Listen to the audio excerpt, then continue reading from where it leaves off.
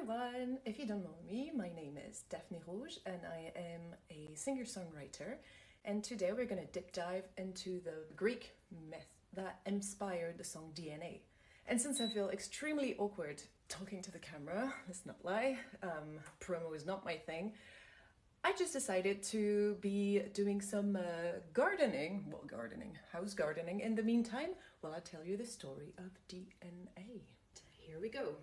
So DNA stands for Daphne and Apollo because it's not a narcissistic trait of mine, it's just the myth I know most. Because I was curious about my own name, and therefore I was curious about the myth of Daphne and Apollo. So, in Delphi, there was a monster named Python that was terrorizing the population and killing everyone and everything. In the meantime, in the god realm, Olympus, two gods were fighting each other in terms of ego, let's just say that. They were ego fighting. Apollo and Cupid were fighting about who's the best god, basically. Man, am I right?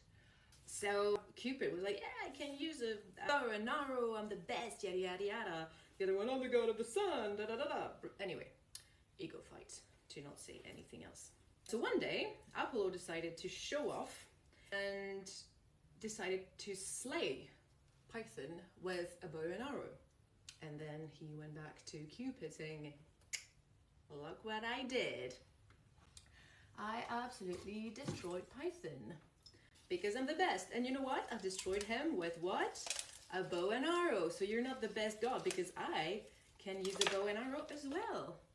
Cupid was very, very angry at Apollo for making fun of him and ridiculing him, basically.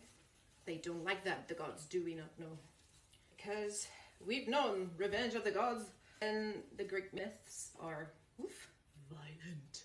So, to take revenge, Cupid decided to use his bow and arrow that Apollo was so fond of making fun of him for, and shot an arrow to the heart of Apollo, a love arrow. So he would fall in love with a nymph called Daphne.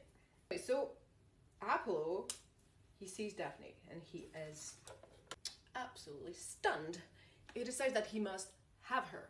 But Apollo, being the little trickster that he is, and wanting revenge on Apollo, shoots an arrow to the heart of Daphne, the nymph, so she could become repulsed by anything romantic.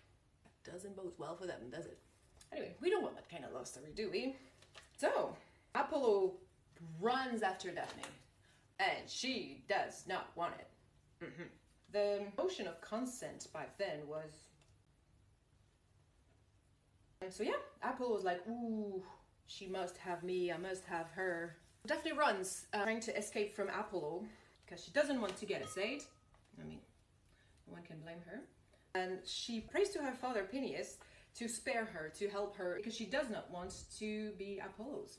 He takes pity on his daughter and he turns her into a magnificent laurel tree at the second Apollo reaches for her. He reaches for Daphne and she turns into a magnificent laurel tree. Apollo is destroyed. His heart is shattered in a million pieces. Still so enamored with Daphne. He thinks he can't bear the loss of her, and therefore he decides that he wants to carry something from Daphne with him everywhere he goes so he can be reminded of the love he lost.